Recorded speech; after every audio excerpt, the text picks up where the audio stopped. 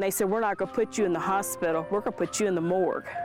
Sure enough, they basically did.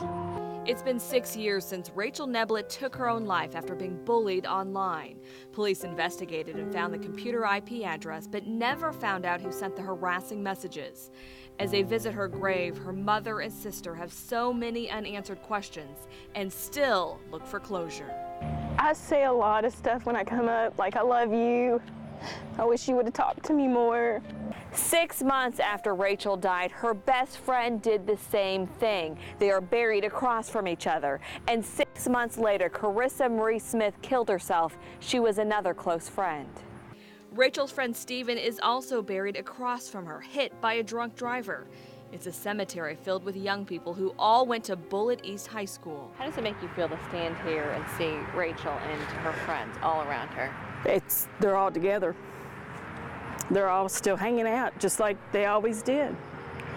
And they will always be together. They'll be frozen at their age as we age on ourselves. According to the Kentucky Department of Education, there were nearly 6,100 incidents of bullying during the last school year alone, in which students were expelled or suspended. I just thought it's hard because I have to live with this.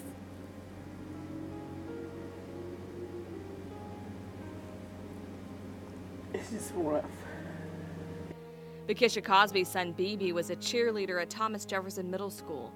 The 6th grader says students were relentless, teasing him about his voice, calling him degrading names, even defacing his shoes with words we've had to blur.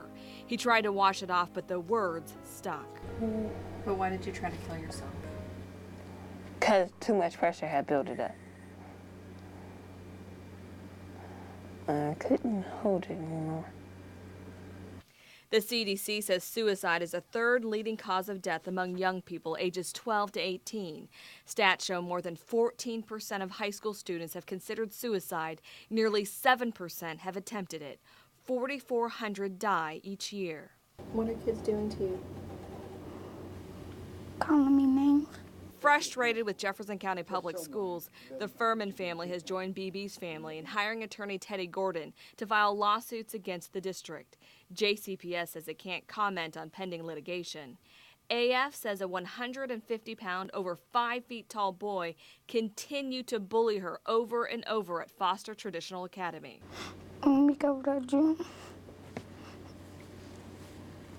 She suffered a mild concussion where him and another little student bashed her head into a projector.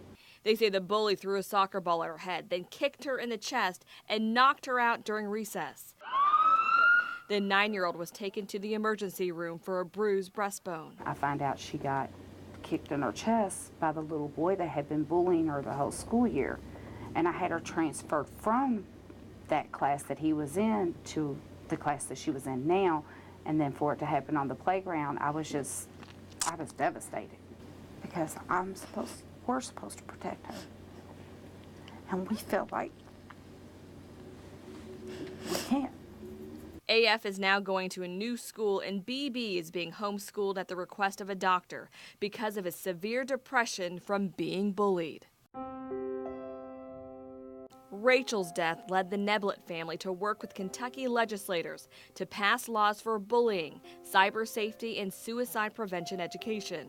They're also reaching out to schools, telling them Rachel's story and how suicide and bullying can be prevented. I mean, you have to wake up and realize that your sister or brother's not there no more. But yet, they think, okay, this pain's gone. But honey, it's not. It will not be gone. When I come home from work that day, I'm the one that found her. And let me tell you, no mother wants to fill my shoes. Because I tell you what, it's a feeling you will never get over. Valerie Chin, WDRB News.